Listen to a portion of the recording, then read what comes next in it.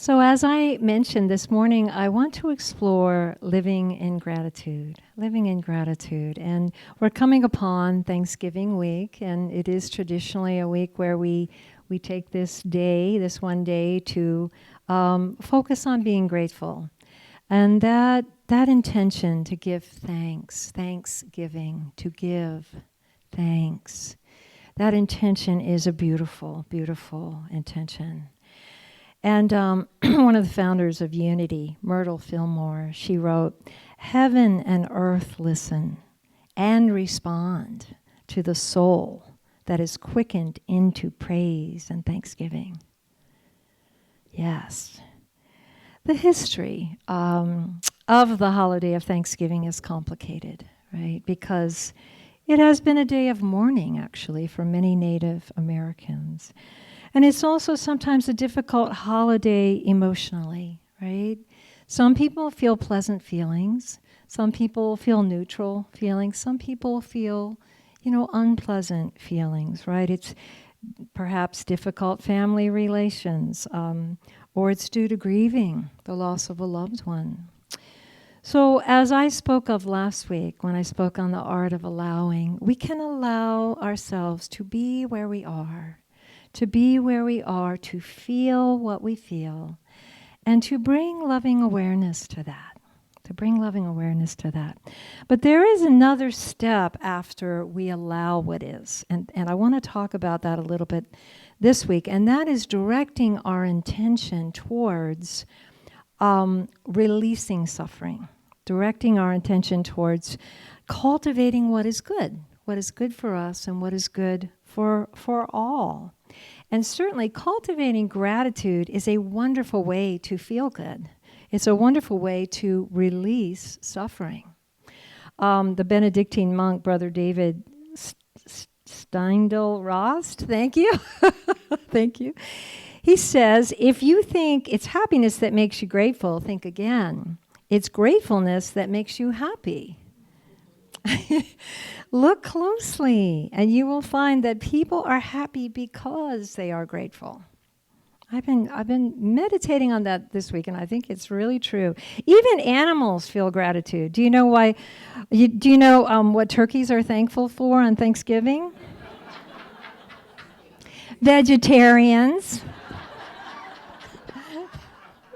Turkeys love me.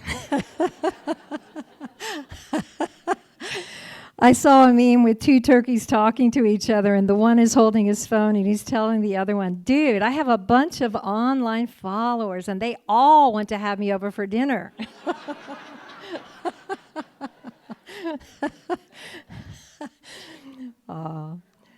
So I see an aspect of enlightened humanity as people who live gratefully. People who live gratefully. That's something that I think should be in our mission statement, that we aspire to be people who live gratefully, right? In the Pali language of Buddhism, the word for gratitude is katannu. I hope I'm saying that right. Katannu is best translated as one who knows what has been done for one's benefit. Yeah, that really expounds on that concept of gratitude. One who knows what has been done for one's benefit.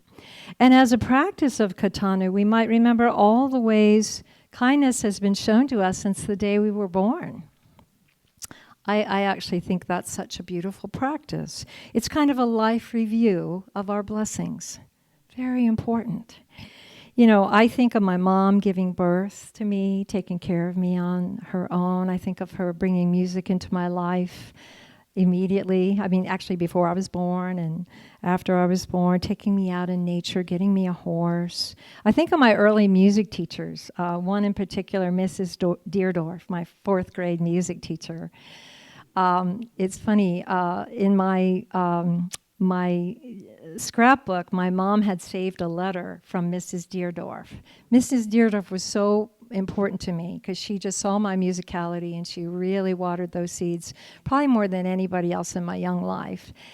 And in the letter, Mrs. Deerdorf is begging my mom to let me come to the annual musical program because I got in trouble. I did something, and I was I was grounded. And Mom said I couldn't go to the musical program. And so Mrs. Deerdorf, in her letter, she's very skillfully telling my mom, I understand the need for discipline, and your daughter has a lot of energy, and that needs to be directed. But please let her come to our musical program. She's our pianist, she's our soloist. And, I would just be so grateful if you would, let her come out and join her program. So my mom was certainly moved by this letter. Mom let me come. She let me out of detention. She brought me to the show. She loved the show. And then she let me out of my punishment altogether. And I was like, thank you, Mrs. Deerdorf. Oh, my gosh. But it was so sweet. Until that letter burned in the fire, it was just so sweet to have that letter. So katannu, it's also a gratitude for indirect blessings, right? The people who built this incredible havra, I mean, every one of us is blessed here by this havra. What an amazing space that so much good happens in. So I was thinking about that. I don't know who built this, but I'm so grateful for it. And the people who grew the food that you had for breakfast, the fruit that you had in your smoothie, the grains that you had for breakfast. The indirect blessing also extends to our Mother Earth and to the rivers, the trees, the farm fields, the rain. So gratitude instructs us to hold in our hearts all the ways that other beings support us on our journey. And in Buddhism, it's relational. Katannu is always paired with katadevi, which means one who helps in return. One who helps in return, which of course we can think of as generosity. One who helps in return.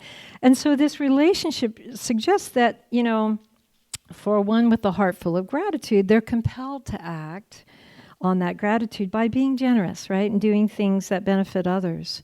And sometimes it's direct reciprocation. It can just be a smile or a simple thank you. Other times it's more of a pay it forward thing, like being grateful for this morning service and taking our singers out to lunch. They're all volunteering. Shantideva, he wrote in a guide to the Bodhisattva's way of life, he wrote, if I give this, what shall I enjoy? Is selfish thinking, and that is the way of the ghosts. If I give this, what shall I enjoy? Such selfish thinking is the way of the ghost. If I enjoy this, what shall I give? Such selfless thinking is a quality of the gods. I love that. If I enjoy this, what shall I give? That's the quality of the gods, right? It reminds me of the scripture, Acts 20:35. It is more blessed to give than to receive. In a number of indigenous cultures, they have this beautiful ritual it's a practice called the giveaway. Maybe you've heard of it, the giveaway. And it's an ancient celebration of redistribution when an individual or a family or a clan experiences a sense of great abundance, of plenitude and joy. And it's kind of the opposite of the European or the American ideal of private property and great, great accumulation of wealth, right? A friend of mine learned this great giveaway from an Ojibwe medicine woman. It's a spiritual practice of keeping balance. We used to do this at Brighton Bush when I lived at Brighton Bush. And the philosophy is that we want to live, that things want to live as we do, right? It reminds me of Alma because she says everything is consciousness. That everything around us is made from nature. And so the giveaway itself is an act of the imitation of nature. And the sun gives away its light, right? The clouds release their rain, right? The fruit trees, they let go of their apples and their pears and their peaches. The corn shares its many ears, right? And if they did not, they would cease to be. Can you imagine an oak tree just holding on to its acorns? What would the squirrels do, right? And there would be no more oak trees. To give is to live. To give is to live. And to receive is also necessary for the ceremony to be complete. Giving necessitates receiving. And so just as we receive the fruits of others' labors, whether it's a surgeon or it's a farmer, we find purpose in giving who we are in the circle of life. And this sustains the great balance of all being and becoming. Being and becoming. And so this ritual invites us to notice as holy the perpetual cycle of giving and receiving. I always love to explore the similarities between religions, being an interfaith minister, and the teachings in Buddhism and the Native American tradition, as well as Christianity unity. They all speak of this great balance of this holy cycle of giving and receiving, right? Katannu and katadevi, one who knows what has been given for one's benefit and one who helps in return. That expresses this holy cycle, this great balance. Another way I look at gratitude is just having this feeling of love for life, this love for life. I came in with that factory setting. I am so grateful. I'm so grateful for that. Because God is life. When we're loving life, we're loving God, right? In the movie, The Color Purple, there's a scene where Shug is teaching Celia about God, and she says, listen, God love everything you love and a mess of stuff you don't. But more than anything else, God love admiration. And Celia says, are you saying God vain? No, Shug says, not vain, just wanting to share a good thing. I think it pisses God off if you walk by the color purple and don't notice it.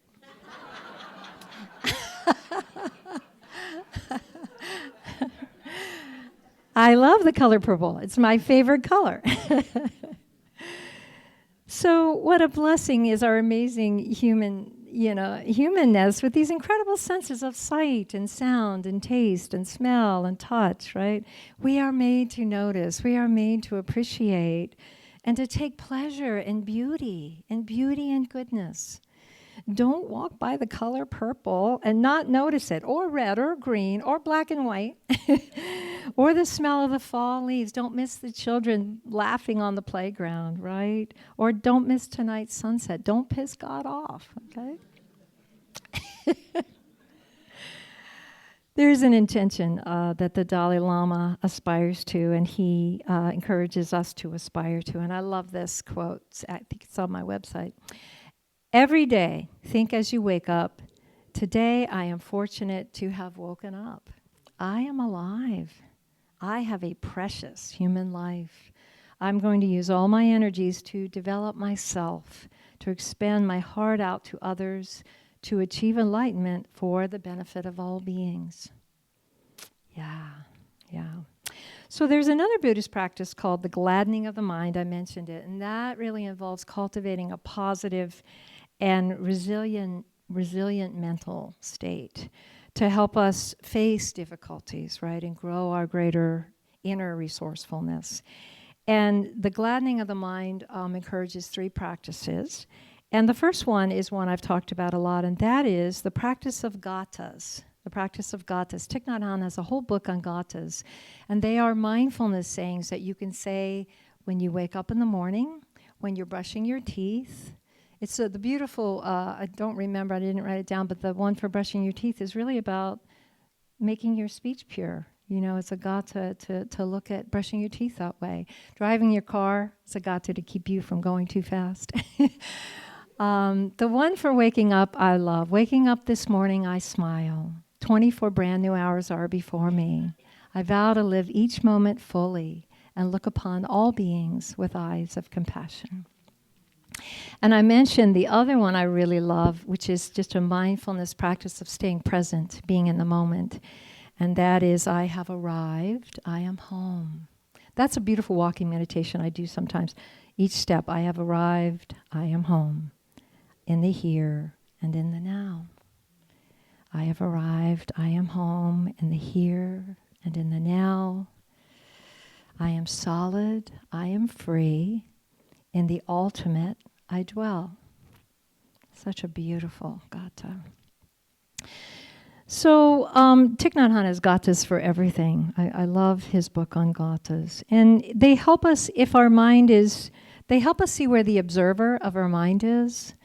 If our mind's on a story, like a victim story, or our mind is angry at the political system, we can direct it, right? Back to a simple gatha, right?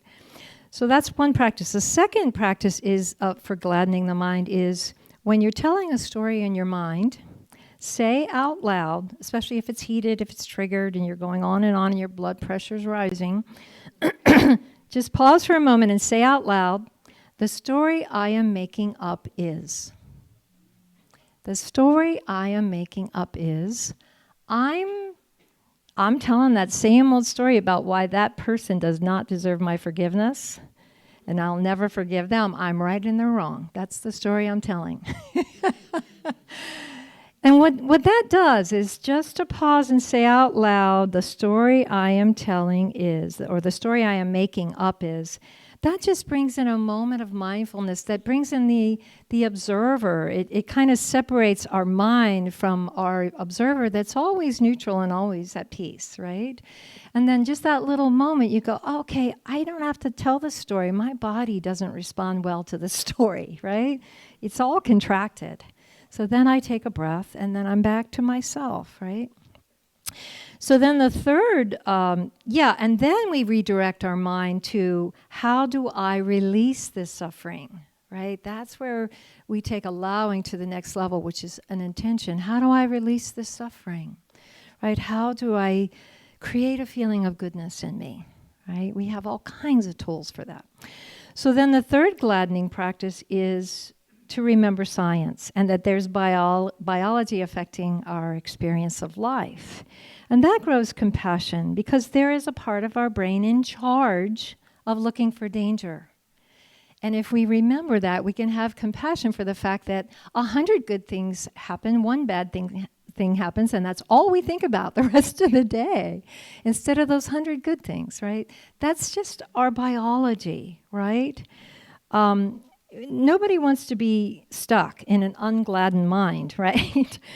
And Rick Hansen, he wrote The Buddha's Brain. He says, your brain is like Velcro for negative experiences and Teflon for positive ones. Even though most of your experiences are probably neutral or positive, right? So when I see a negative thought or perception keeps coming up, even though I know I don't want to keep repeating it, I remember the Velcro Teflon image and say to myself, my brain is just in its Velcro mode. And that's another really kind of sweet mindfulness practice, right? It's stuck in the Velcro mode, right? So another thing that gladdens our mind is reflecting on the qualities of our most cherished image of the divine. You know, for me, it's Amma. Amma is my teacher. And when I think of her, I just feel like I want to give more. When I go and spend time with her, I just am so inspired by the selflessness and the constant service and the blessing that just flows from her 24/7 that I want to be that more. I want to bless more. So whether it's Kuan Yin or it's Jesus or it's Buddha or it's the Great Mother, that shifts our mind out of being consumed with ourselves, right, in our little world, our little story, and wanting to bring blessings to the whole world, right? Our simple, small acts of kindness towards others really uplift our mind. St. Francis said it right. It is in giving that we receive, right? There's a story, Rachel Naomi Remen, did I say that right? She wrote the book Kitchen Table Wisdom. So she tells the story of a young man who was, an athlete, he was popular, and he got diagnosed with cancer. And he, I guess, had cancer in his leg, and to save his life, they had to remove his leg. And so he woke up from surgery a different person, and he went from being this really good-natured guy to being really angry and resentful and bitter.